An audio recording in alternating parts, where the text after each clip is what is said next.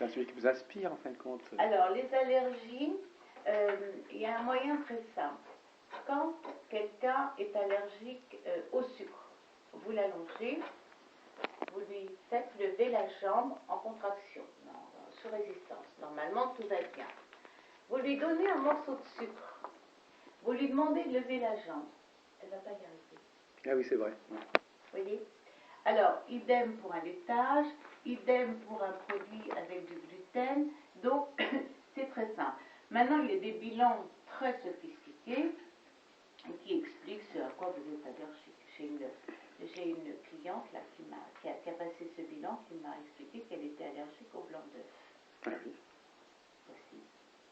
Pourquoi pas? Alors, on en a parlé. Mais quelle réaction vous avez? Rien. J'adore le blanc d'œuf. Elle est allergique au blanc d'œuf. Le gluten, malheureusement, il y en a partout. Pratiquement partout, les produits raffinés, le pain blanc, les pâtes blanches, même dans les pâtes complètes, mais il y en a plus ou moins. Puis voilà. Maintenant, pour les allergies plus sophistiquées, il y a des gens dont c'est le métier et la profession. Oui, oui, bien sûr. Capables de déterminer et de traiter les allergies. Là encore, la psychosomatique est très importante. Mais, comme je vous disais, il y a des appareils qui existent actuellement et qui permettent de diagnostiquer ce qui ne passe pas chez la personne, ce qui passe, et ça ressort comme ça, c'est son appareil, on met des électrodes sur la personne, et puis on s'est connecté à une base de données sur Internet, et donc l'appareil lui-même est connecté. Et là, il y a des choses très sophistiquées maintenant qui interviennent, on détermine les allergies, mais sans se compliquer la vie, le corps réagit tout de suite, il refuse. Oui. C'est fou, hein? Mais oui, c'est vrai, mais en même temps, il peut refuser, par exemple, moi je sais par exemple on peut avoir des allergies qui provoquent des inflammations ou des démangeaisons. Je veux dire que c'est pas forcément immédiat. Il peut y avoir un décalage de plusieurs heures. Bien sûr. Et parfois on ne voit pas le lien entre le malaise et la cause. Bien sûr, c'est pour ça, d'où le problème des allergies, où on hésite beaucoup à trouver des solutions. Il y a tous les antihistaminiques, bien sûr, mais ça ne résout pas forcément les problèmes. Et à part donc on va bien vers une médecine de plus en plus assistée par l'informatique, par la technologie holistique. Et ça fait 3 ou 4 fois déjà que j'interviewe quelqu'un qui utilise un appareil. Alors vous, ce qui est original, effectivement, c'est que votre appareil n'est pas là pour diagnostiquer, il est carrément capable d'intervenir. Ça, c'est vraiment le scoop. Ça c'est.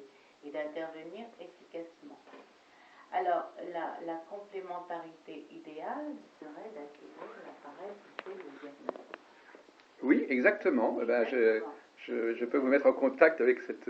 Moi-même, j'ai filmé cela. J'ai même été cobaye et j'ai été impressionné. Il a vraiment mis le doigt. L'appareil, il m'a posé aucune question, je ne sais pas si vous vous rendez compte. Il a mis le doigt sur les... Il m'a mis le doigt... c'est monsieur Patrick Vizier, pour ne pas le citer.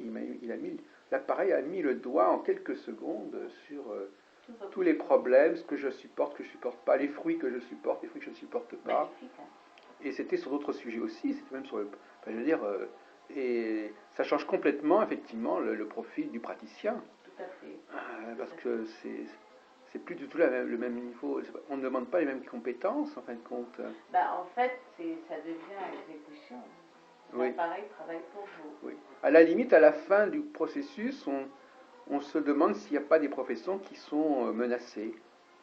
Mais on ne peut pas parler de ça, mais effectivement, quand vous pensez que ces appareils existent et que dans les hôpitaux, on fait pour des millions d'investigations sur une pathologie, pas forcément avec des résultats, voilà.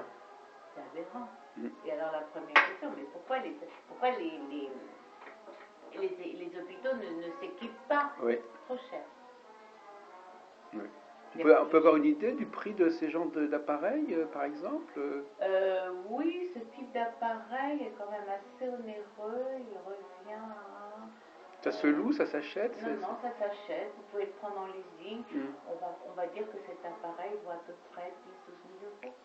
D'accord.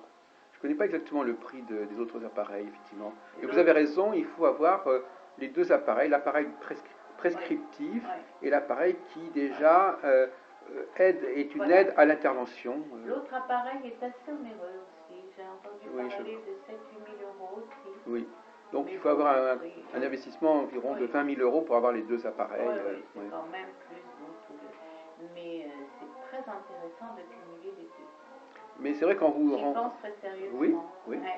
Oui, parce que, comme vous dites vous-même, au fond, ce que les gens disent, c'est pas toujours évident, ce qu'ils disent, ce qu'ils savent d'eux-mêmes, dont ils sont conscients.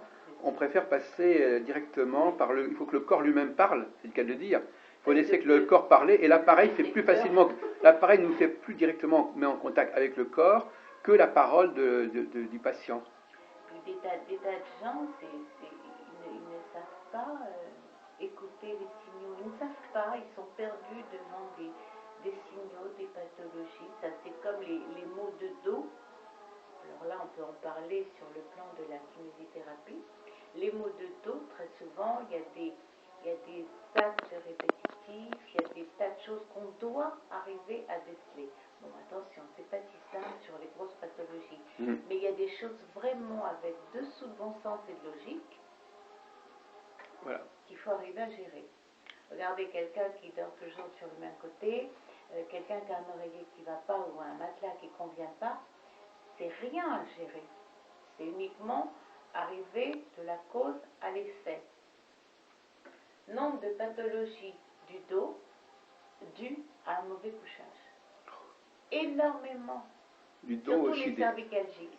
Puis aussi des bras, on peut avoir une mauvaise position, on peut mettre le... on n'en finit plus, hein. On n'en finit plus. Donc déjà, en étant à l'écoute de son corps, on est tous prédiabétiques en puissance. Évidemment, quelqu'un qui passe sa vie à manger du sucre, c'est une grande logique. Ça n'a pas besoin d'avoir fait médecine. Mais là, on touche la question de l'autonomie aussi du client, du patient. La responsabilité. Non, mais l'autonomie aussi, c'est-à-dire que la personne peut à la limite elle-même se traiter, elle-même se diagnostiquer. Et on pourrait presque imaginer qu'avec cet appareil que vous avez, elle pourrait elle-même intervenir. On peut. Oui. J'interviens sur mes enfants. Donc on est dans l'autonomisation des produits. Donc c'est pour ça que on n'est plus dans la voiture avec chauffeur, on est dans la voiture sans chauffeur. C'est le personnel computer, c'est-à-dire que c'est des traitements personnels qu'on fait à titre personnel, et la machine nous permet de nous passer d'une intervention extérieure, paradoxalement. Elle se substitue à l'intervention extérieure. C'est vrai dans beaucoup de domaines. Et on est en plein 21e siècle. Là, oui. On avance. Voilà. Voilà, monsieur. Merci.